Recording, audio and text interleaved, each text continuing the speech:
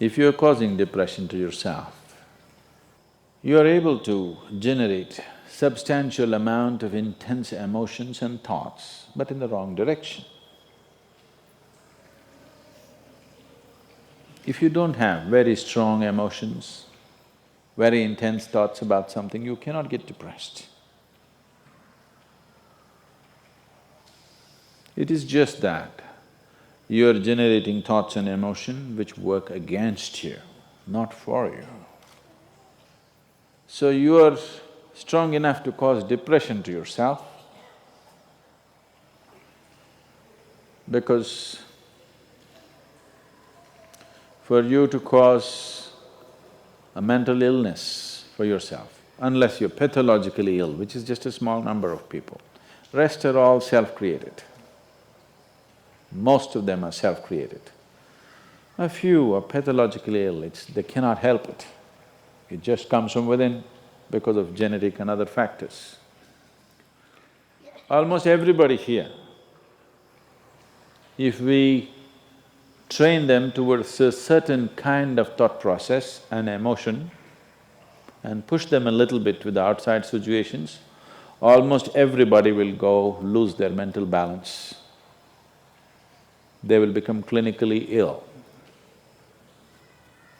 They can be driven to madness, I'm saying, because the line between sanity and insanity is very thin. People keep pushing it. You get angry,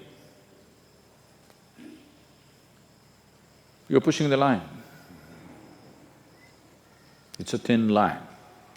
In fact, when you get angry, you know you're pushing the line. That's why the expression, I was mad at somebody. You're not mad at somebody, you're just going mad. You cannot be mad at somebody. You're just pushing your sanity, the boundaries of sanity and moving into insanity for a certain period of time and coming back. You do one thing every day, you try this, 10 minutes a day. Try intense anger on somebody. What? You will see in 3 months' time, you will be clinically there. Yes. Just try it if you want. Because if you keep pushing the line, you go mad and you come back, you go mad and you come back, one day you're not able to come back, that's all. One day you're not able to turn back, then you're clinically ill. You must understand, even if you got angry for a moment, you're already ill. Maybe you don't get the certificate of diagnosis. They don't slap a certificate on you that you're gone, but you are going, isn't it? You think it's your right to throw tantrums, you think it's your right to get angry with people, you think it's your privilege to be depressed so that you'll get attention from somebody. You keep playing this, one day you will not be able to turn back. Keep crossing the line every day, one day you will see you cannot cross back. That day, you need a doctor. Till then, everybody needed a respite from you, but the day you can't cross back, they get the respite because now they can catch you and give you to a doctor. Otherwise, you're temporarily going mad every day, many times a day. They cannot even send you to an asylum, they have to bear with you, your family, your friends, your people around you. If you get at least truly clinically ill, we can hand you over.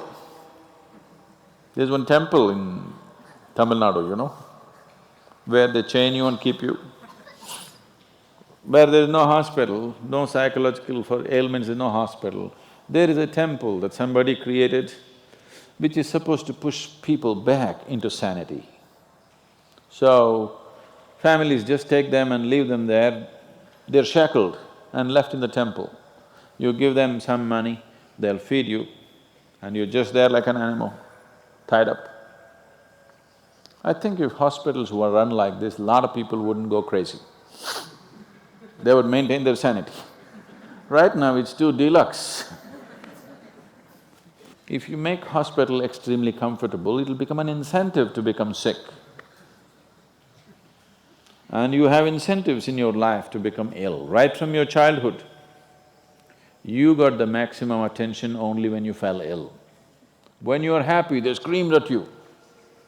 When you squealed in joy, they screamed back at you, adults. You… then boo-boo, boo-boo, boo-boo, boo-boo.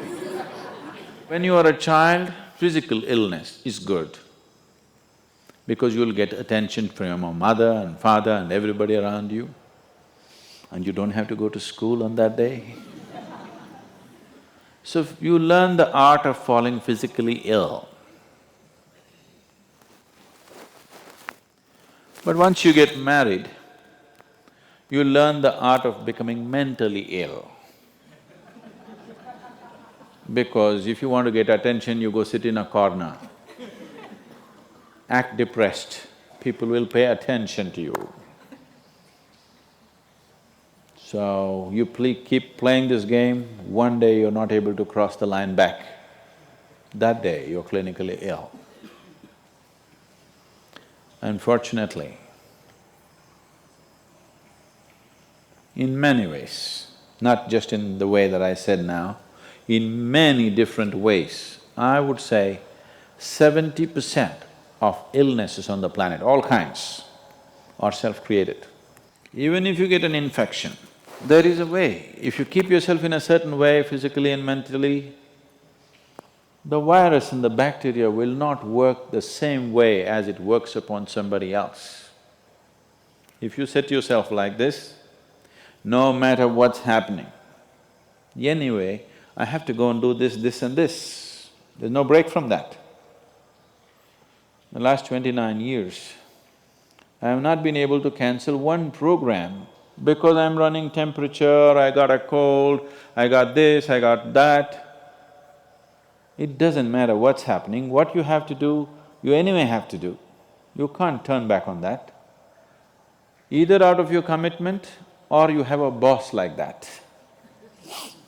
One way or the other, if it happens, then you will see, you will not at all fall sick so often. Because if you have temperature, you still have to go. If it's summer, you still go, right?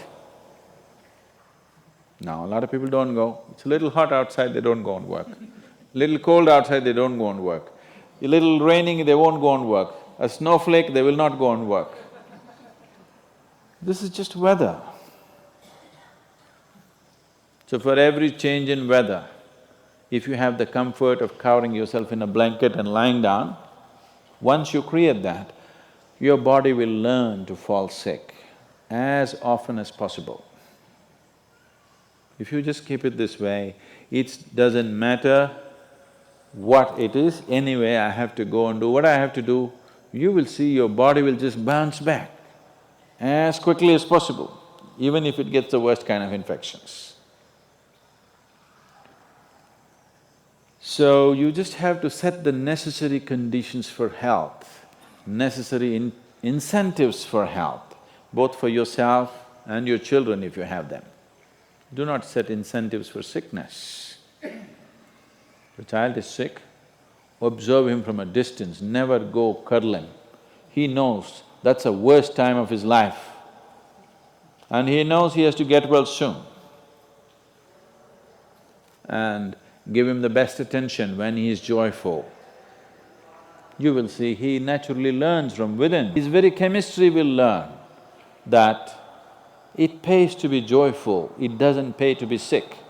If you make this very clear to your own biology, to your own chemistry and to everybody around you, you will see people will not fall sick as often as they are right now. So set that up for yourself. You will see you will get healthy. If you can turn your mind this way, you can also turn it this way, I want you to understand this. No, I'm like this because my father abused me when I was 7 years of age. If you know all that bullshit, you can as well turn yourself around, isn't it? It's time. You must understand, mentally, physiologically, chemically, energy-wise, you must clearly understand it doesn't pay to be sick, unhappy, depressed. It doesn't pay. To be joyful and ecstatic, it pays. If you make this clear to all these people inside, they will all behave properly.